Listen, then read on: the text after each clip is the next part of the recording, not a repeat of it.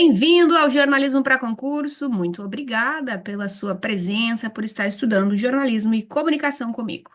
Hoje vamos resolver 10 questões de teorias da comunicação, especificamente da banca Sebrasp. Se você está estudando comunicação para essa banca, por favor, fique nesse vídeo e vamos estudar como que a banca Sebrasp aplica, como que ela cobra, como que ela entende as teorias da comunicação. Aqui ela diz o seguinte: acerca das teorias da comunicação, assinale a opção correta. Ela vai te dar vários enunciados, enunciados enormes, e a gente vai ter que descobrir como é que estão essas questões. Alternativa A. A. Teoria dos usos e gratificações. Entende o receptor como passivo diante das mensagens midiáticas, enfatizando a transmissão da eficiência da informação técnica. O que eu percebo a partir dessa alternativa? Ela pegou o contexto anunciou que estaria se falando dos usos e gratificações e misturou a questão de receptor passivo lá da teoria hipodérmica, enfatizando transmissão eficiente da informação técnica, misturou mais um conceito que não faz muito sentido dentro das teorias da comunicação. Então, eu não concordo que essa alternativa esteja correta, porque não é exatamente isso que os usos e gratificações defende. B. A teoria hipodérmica, também conhecida como modelo da agulha hipodérmica, ok, entende o público como ativo. Bom, aqui o público ele não é ativo, o público é passivo. Na teoria hipodérmica, o público ele é passivo. Interpretando criticamente, não.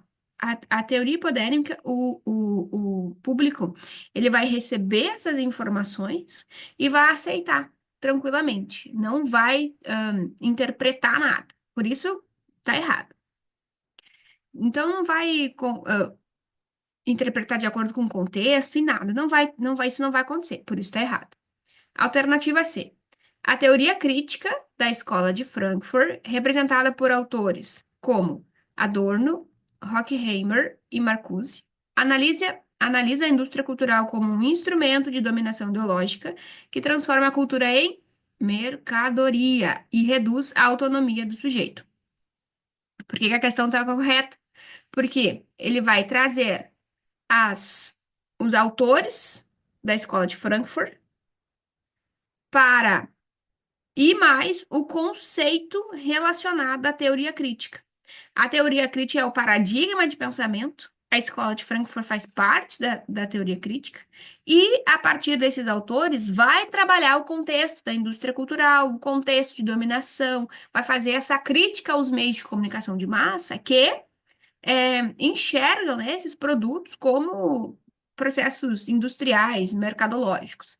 Então, as palavras-chave aqui, elas correspondem especificamente à teoria crítica e especificamente também à escola de Frankfurt. Por isso, a questão está certinha. Alternativa D. A teoria do espiral do silêncio, de Jordan Habermas. A teoria do espiral do silêncio não é do Jordan Habermas, é da, é daquela autora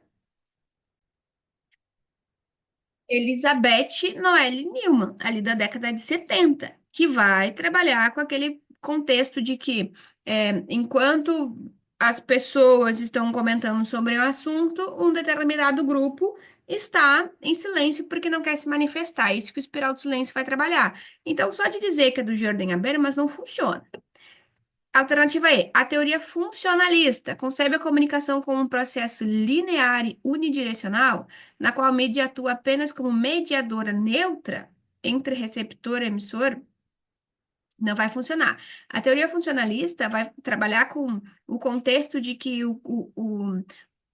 em alusão ao corpo, né? Em que cada parte do corpo tem funções específicas para comunicação e não corresponde a esse contexto linear, como mediadora neutra entre receptor e emissor. Se você tem dificuldade de fazer essas interpretações, diferenciar uma teoria da outra, eu te convido a estudar as teorias da comunicação comigo. Eu tenho alguns vídeos aqui no canal que eu explico algumas teorias a partir do método LEED, que pode ser uma forma mais fácil de fazer relações ahn, dentro das teorias. Vamos avaliar a questão 2.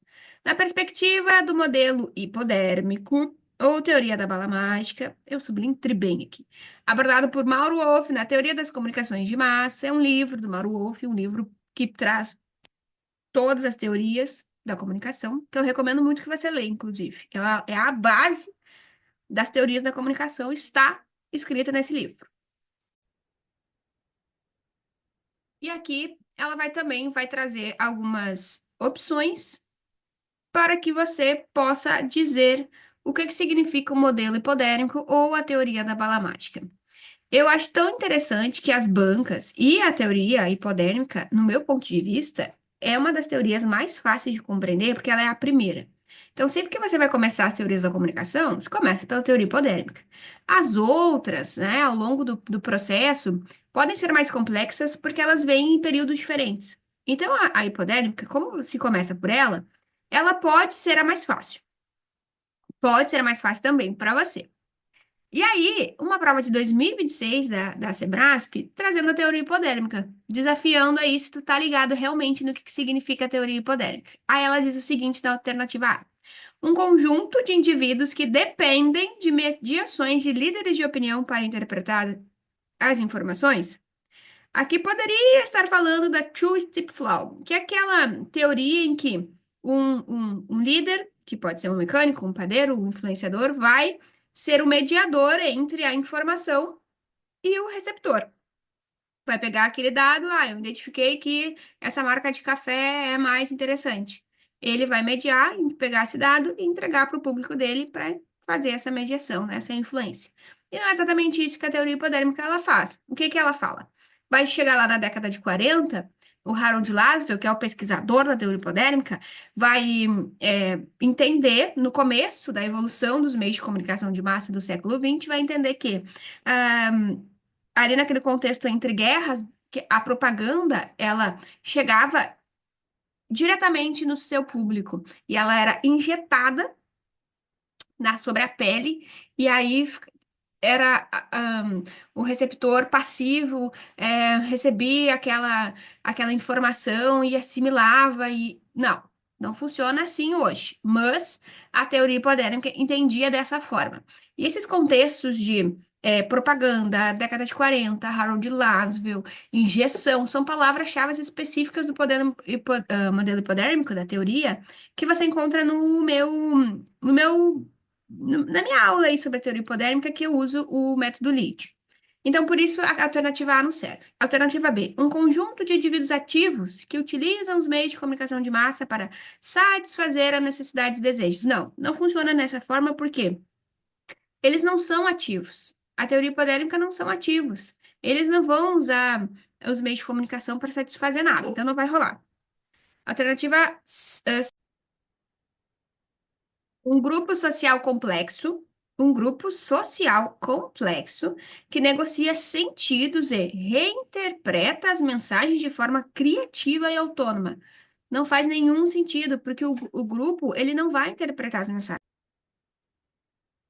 Alternativa D. Um conjunto de sujeitos críticos. Não existe sujeitos críticos, eles são sujeitos passivos, que filtram as mensagens midiáticas com base em valores. Não, questão errada. Então, só sobra o quê? A alternativa C, para a gente entender que é a correta, que diz o seguinte: uma massa atomizada, isolada, que recebe a mensagem como um estímulo direto e reage de forma uniforme e passiva. Exatamente desse jeito. Parece até que é uma mágica, assim, né? Digamos que você recebe uma vacina daquela informação e aquela informação entra no seu corpo. Mais ou menos isso, assim, de usando uma hipérbole aqui para explicar a teoria hipodérmica. Mas o que a banca fez? Tentou te confundir, usar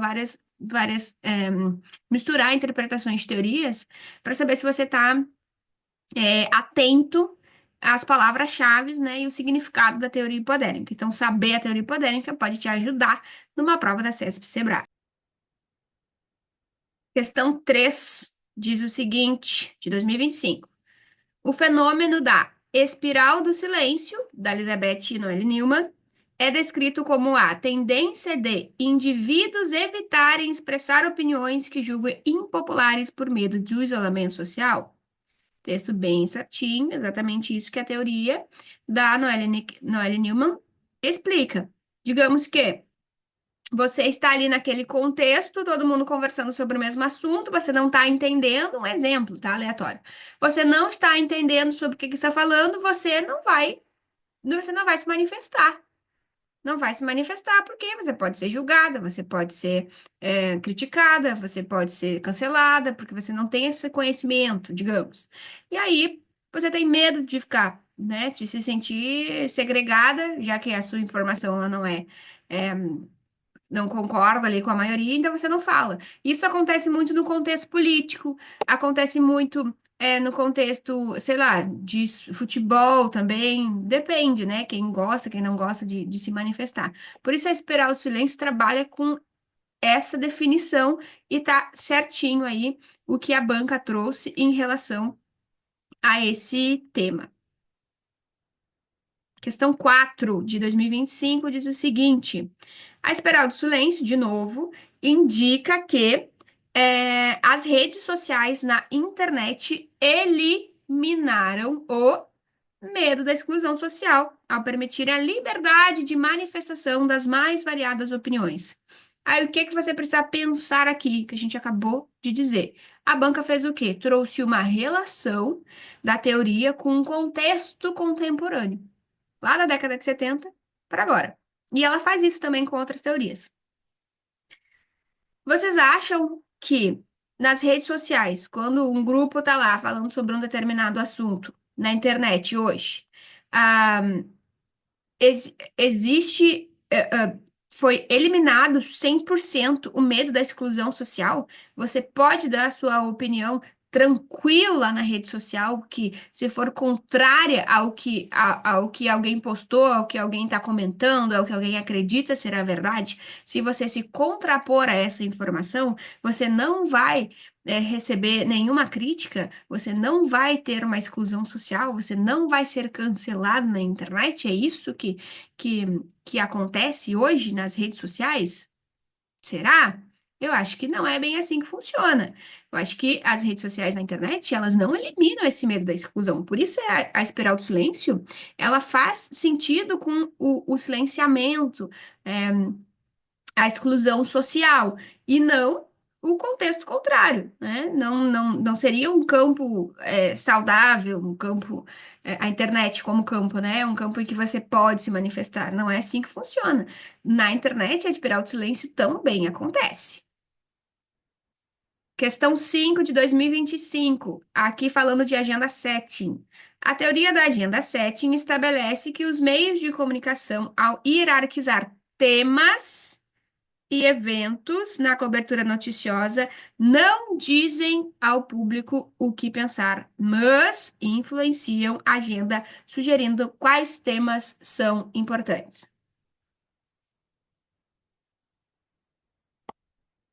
Vamos imaginar que você está ouvindo um rádio. E aí o comunicador de rádio tá te falando sobre política. Simples assim. E ele não tá dizendo assim, ó, fulano de tal que tá aí no bairro tal, tal cidade, você precisa pensar sobre política, determinando que você pense sobre isso. Não. O que que ele tá fazendo? Ele identificou que o assunto principal, o mais importante do dia, é sobre política. E aí ele tá lá no programa, debatendo com seus comunicadores, falando sobre isso, fazendo suas críticas, fazendo suas análises, trazendo a informação, e você tá ouvindo. Você tá ouvindo essa informação. E aí, o que que você faz? Você pensa sobre esse assunto. Aí você faz o quê? Você fala sobre esse assunto. Não é exatamente entender que, a partir da agenda setting, os meios de comunicação, ao hierarquizar, que significa que ele trouxe o tema mais importante, ou o evento da cobertura ali, que, a Copa, por exemplo. Então, ele não está te falando exatamente que você tem que pensar sobre isso, mas ele está te indicando um tema que ele acha que é importante para que você pense. Então, é assim que a Agenda 7 funciona. E eu acho interessante essas palavras-chave que aparecem na questão, como temas. Tema é uma palavra-chave específica da Agenda 7. Você vai sempre falar de temas, mas tem que ficar muito atento, porque banca como a Sebrasp, a Quadrix, vai usar, assim, palavras para te confundir, vai trazer um tema para vai relacionar aqui e talvez você não pode só olhar a palavra-chave tema, tá certo. Precisa fazer essa associação. Nesse caso, trouxe certo. Não tá te dizendo especificamente que você tem que pensar agora sobre isso, mas te dá ali a agenda de temas para que você faça suas próprias interpretações. Se você quer ligar para o comunicador e dizer que ele está errado, bom, aí já é um outro contexto de participação para que você é, foi influenciado, deu certo ali a estratégia do comunicador. Por favor, baixe o meu guia gratuito Lead das Teorias da Comunicação para Concurso Público. Nesse material são 3 teorias específicas para você estudar, que está atualizadíssimo aí a partir de 2026. Se você está assistindo esse vídeo em outro ano, é bem provável que eu já tenha atualizado, mas em 2026 são questões atualizadíssimas. Não são questões. O que você vai encontrar dentro desse material? Um processo teórico. Vai a partir ali a teoria hipodérmica. Vou trazer um resumo objetivo do que é a teoria hipodérmica. Vou trazer o lead da teoria hipodérmica, o que é, quando que ela foi estudada, quem que estudou ela, como que ela funcionava, por que que aconteceu naquela época, em que época, dentro desses contextos, beleza? O lead, porque faz essa associação com o lead da notícia jornalística, né? Que na notícia jornalística você precisa ler as informações mais importantes. Nada de nariz de cera, nada de enrolação. Então, tem essa pegada. Depois disso, você vai ter o quê? As palavras-chave para que você possa associar com é, a teoria enquanto você está fazendo essa interpretação. E os links para você ir além do lead. Não sei se você já parou para procurar material de teorias da comunicação e é sempre difícil de encontrar. Sempre que você vai procurar, eu já passei por isso que eu criei o meu próprio material, né? Porque aí eu quero saber, sei lá, a teoria dos efeitos limitados. O que que significa essa teoria? Ai, não tem. Tem um monte de artigo, tem um monte de livro. Eu tenho que ler todo esse livro, eu tenho que ler todo o artigo, dá muito trabalho. Então, eu já deixei todos os links. É só você clicar. Todos os links que eu usei para estudar a teoria, construir o material para você, estão ali. Já que eu sou pesquisadora, né? Eu faço doutorado, então isso já está mais dentro do meu processo. Então, já deixei os links para você, você só clica e lê mais. Ah, aprofunda o seu conhecimento sem precisar ficar procurando, então, mais informação. É isso que você vai encontrar aqui dentro. Não é questão, é material teórico, é para leitura, e compreender as teorias da comunicação. Então, o que que você faz? Você lê e faz questão. Aí no seu aplicativo favorito, enfim, faz questões. Opa, derrubei aqui a minha xícara. Vai fazendo questões, essa que é a ideia. Quanto mais questões você fizer, mais fácil vai ficar de você ir fazer essas diferenciações numa prova como esta. Ah, agora a gente quer saber sobre a teoria funcionalista. A teoria funcionalista do Harold Lasswell vai observar a sociedade, vai olhar essa teoria como uma estrutura social. Vai enxergar que os meios de comunicação de massa, eles não são apenas meios de transmissão de informação, mas eles desempenham funções a partir das suas existências. Seria uma questão de vigilância, transmissão de cultura, em outros contextos, até um processo de equilíbrio da sociedade, uma questão de compreender a partir dessas informações, o equilíbrio social. Eu não vou entrar no ponto de crítica da teoria, porque todas as teorias têm problemas, né? Quando eu falo isso é porque uma vai superando a outra, né? A gente para de pensar daquela forma, porque foi pensada dentro de um contexto histórico, social e que hoje se pensa diferente.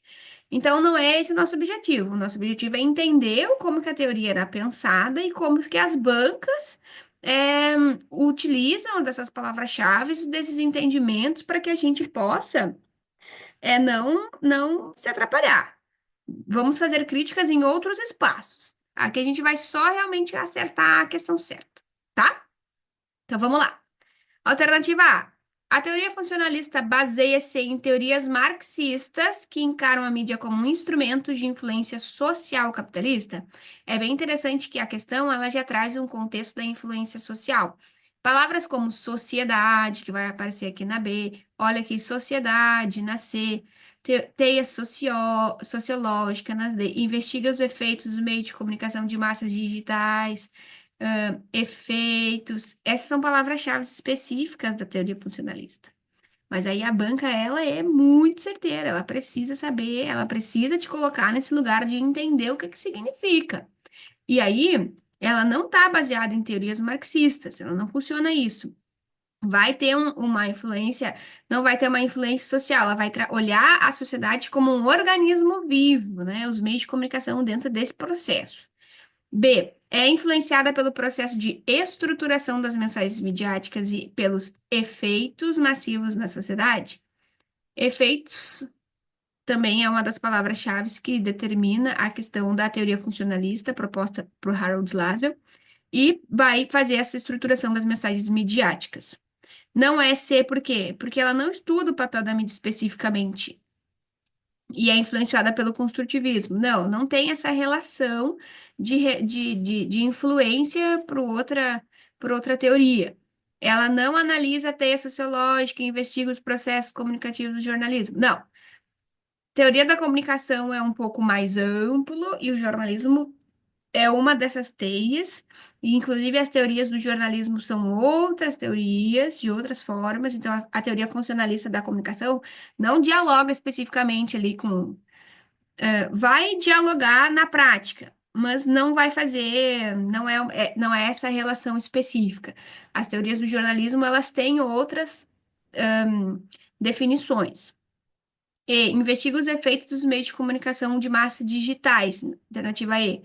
Não, a teoria funcionalista não olha só para os meios de massa digitais, que seria o quê? Internet? De que meios que ela está falando? Rede social é um meio de comunicação de massa? Aí já entra para uma outra discussão teórica que não cabe aqui no nosso estudo de teorias da comunicação. Essa a gente só precisa saber que a teoria funcionalista vai influenciar a estruturação das mensagens, porque vai olhar para os meios de comunicação como um organismo vivo que tem funções que vai levar a fazer essas funções para dentro da sociedade.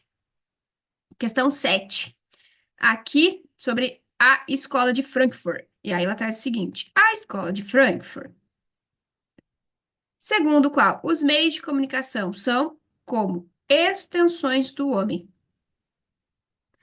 vírgula, defende a ideia de que as determinadas características da sociedade estão diretamente ligadas aos meios de comunicação dominantes, cada um com seu próprio viés ou sua própria tendência. O que que a banca fez aqui? Ela pegou o conceito, na verdade, ela pegou o título da escola de Frankfurt, ela anunciou para você que ela estaria falando sobre a escola de Frankfurt e ela trouxe um contexto de uma outra teoria, que é a teoria midiológica do Marshall McLuhan. Porque a teoria midiológica do Marshall McLuhan estuda os meios como extensões do homem. E estuda essas características ligadas dos meios de comunicação, estuda isso, tá? Inclusive, acho que ela deu até uma misturada aqui com uma outra perspectiva no final aqui desse texto. A escola de Frankfurt vai fazer aquela crítica aos meios de comunicação de massa que utilizam é, o discurso em forma de mercadoria, que vai ser direcionado para que você compre, para que você consuma, e que todos esses materiais, que esses objetos e esses serviços que aparecem nos meios de comunicação de massa são especificamente para consumo, para mercadoria, e não sobre como extensões do homem. Extensões do homem São palavras-chave do contexto da teoria mediológica, de Marshall McLuhan. Por isso, essa questão está errada. Seguindo para a questão 8. Ah, não apaguei aqui, deixa eu apagar. Deixa eu limpar aqui. Texto associado. Segundo o modelo de Shannon-Weaver, a problemática da comunicação se manifesta em três níveis: técnico, semântico e pragmático. Eu adoro essa questão aqui, porque a teoria de Shannon e Weaver, que teoria é essa? É a teoria da informação ou teoria matemática da informação, criada pelo Shannon e o Weaver. Eu nunca sei falar o nome dos fundadores, e aí eu sempre passo vergonha aqui nesse canal. Tá louco? Mas o que que eles fizeram, tá? A teoria matemática da comunicação, teoria da comunicação, sempre vai trabalhar com esses termos que são relacionados, no meu ponto de vista, com a matemática. Ah, ele é pragmático. Ah, ele é semântico, que interpreta. Ah, ele é técnico. Porque esses autores, quando eles estavam trabalhando com essa teoria, eles identificaram que a mensagem sai de um ponto e ela chega num outro ponto sem nenhuma interferência, sem feedback, de forma muito objetiva. Eu falo para você e você entende. Não tem ruído nesse meio. Parece que se você não estudar as teorias da comunicação, você não vai entender o que eu estou dizendo, mas se você estuda, pode fazer sentido. Ou talvez você entenda e comente que não está fazendo sentido, que o que eu estou falando está errado. Então, o modelo da matemática da informação, ele não identificava esses processos, né, de interferências da comunicação. Começa num ponto, termina num outro ponto, bem pragmático, bem objetivo, bem técnico. Então, eu sempre uso, assim, essas palavras-chave da matemática para saber que está se falando sobre a teoria matemática da informação. Por isso, essa questão está corretíssima. Questão 9 de 2025 diz o seguinte: segundo a abordagem teórica denominada newsmaking, o processo de produção da notícia deve ser altamente racional e focar a fidelidade ao fato de forma a minimizar interferências estruturais. Um ponto sobre essa questão. Estava procurando as questões da CESP-CEBRASP sobre teorias da comunicação para identificar quais eram as teorias que mais caem e tal. Eu não fiz uma análise profunda, como eu fiz da Quadrix, que eu reuni 570 questões, então eu consegui ter uma análise um pouco mais específica. Não fiz isso. Eu só peguei as bancas recentes, as provas recentes, e procurei as questões de teoria da comunicação. E eu vi muita questão de teorias do jornalismo. Newsmaker, gatekeeper, muita questão de teorias do jornalismo. Então, o que que a gente consegue, assim, assimilar? Porque newsmaking é uma teoria do jornalismo, não é uma teoria da comunicação, especificamente. Gatekeeper não é uma teoria do jornalismo, não é uma teoria da comunicação, é uma teoria do jornalismo. Por isso que eu trouxe aqui para falar sobre isso com vocês. Estão estudando comunicação, estão estudando as teorias da comunicação específicas da CESP, SEBRASP, precisa saber ali ter a base das teorias da comunicação. Não vai para uma prova dessa sem saber. Mas estude as teorias do jornalismo, que cai muito mais. Por quê? Porque a banca vai pegar a Newsmaker, Gatekeeper, enfim, tem outras teorias, mas trouxe essas duas para exemplo. E, e vai relacionar com o cotidiano, igual a gente viu ali naquela das redes sociais e tal, que eu trouxe a questão do rádio. E para ver se você tá ligado, se faz sentido dentro dessas relações. Então, nessa aqui, ela diz o seguinte: vamos ler de novo. E aí eu já trouxe um outro contexto, a gente já se atrapalhou. Segundo a abordagem da teoria denominada newsmaking, o processo de produção da notícia, deve ser altamente racional e focar a fidelidade ao fato de a forma minimizar interferências estruturais. Não tem como o jornalista controlar a notícia. Não tem como. Não tem como ele ser altamente racional. Precisa ser racional, obviamente. Mas ele não tem como minimizar essas interferências estruturais. O que que pode acontecer? Ele está organizado com uma pauta, com uma entrevista, e aí o que que acontece? Chega um assunto mais importante. aí aquela pauta vai parar de falar sobre aquele assunto, vai interromper. Só um minuto, tem um break news. Preciso entrar com o repórter que está no local do fato. Então, não tem como ele ser altamente racional, ele precisa ser racional, mas altamente racional, tipo, não, vou continuar falando aqui sobre essa entrevista que não tem relevância e vou deixar o meu concorrente falar sobre o assunto mais importante do momento. Claro que não, não tem como minimizar isso. Isso pode acontecer ao longo do trabalho, e aí o jornalista tem que ter esse feeling, né? Além do feeling, usar os seus critérios de noticiabilidade, e os critérios vai se tornar o feeling ao longo do tempo que vai fazer você, fazer o jornalista ter essas reações mais rápidas. Última questãozinha para encerrar essa aulinha, né? Bem extensa, inclusive, de 2025, diz o seguinte: a teoria do gatekeeping, que é uma teoria do jornalismo, né? Originalmente formulada para explicar a atuação da imprensa noticiosa, também se aplica ao jornalismo institucional, na medida em que profissionais da comunicação atuam como filtros ao selecionar e adaptar conteúdos conforme critérios objetivos e subjetivos, alinhado à estratégia da organização. O gatekeeping é aquele cara que fazia um controle das informações. Ele poderia te falar ali que funciona e não funciona, que esse tipo de informação vai passar e esse outro não vai. Então não é um filtro de seleção que precisa fazer. Hoje não tem mais um cara específico que vai fazer isso. Mas aí o jornalista tem que saber. A literatura, né, da comunicação vai dizer que o gatekeeper, ele é abre aspas, portão, né, que só passa o que tiver relevância. E o que não tiver relevância, o que não faz sentido, não vai ser notícia, não passa. Então é isso que a teoria do gatekeeping entende. E aí, o jornalista, ele já tem, assim, já foi desenvolvido um contexto do gatekeeping, porque ele precisa fazer esses filtros de adaptação de conteúdo, eles precisam entender o que que é, o que que entra hoje, o que que não entra, porque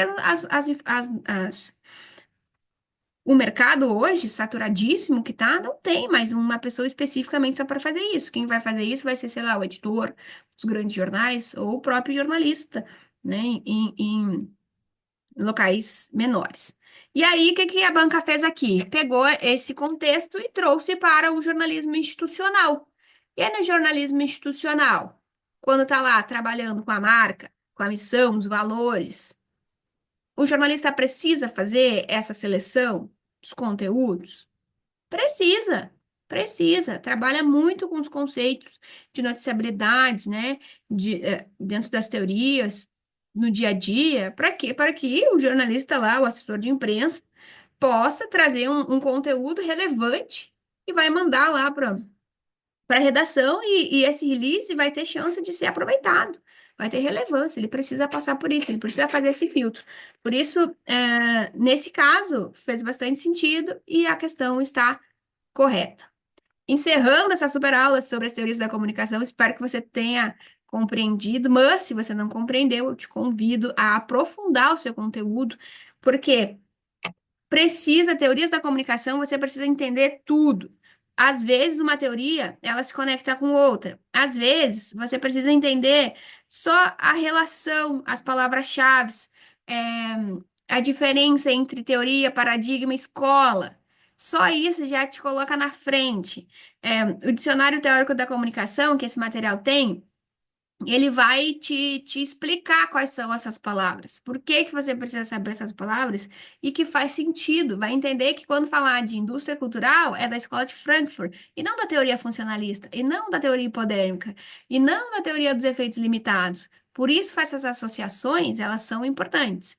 Então, nesse material de teorias da comunicação para concurso público, através do método LEAD, que é responder as 5 perguntas do LEAD, para que você vá direto ao ponto, né? Não fique aí lendo muitos livros e cansando e cansando, cansando, e chega numa prova dessas e você tem aí capacidade de fazer, pelo menos chutar. Ah, não, eu não me lembro exatamente como é que era aquela teoria, qual que era o ano, mas ela foi no início do século, então você vai chutar que ela não foi no século XXI, por exemplo. que as teorias são do século XX. Mas agora, no contexto contemporâneo, também já tem outras perspectivas teóricas. Então, pelo menos para chutar, eu acho que você vai conseguir. Pode ser? 20 teorias explicadas através do método LEAD. Esse material está aqui, ó, no link da descrição para você estudar as teorias da comunicação em profundidade comigo. Muito obrigada, viu? Segue a gente nas redes sociais aí, para que esse material chegue para outras pessoas. Um grande abraço e eu vejo você na próxima aula.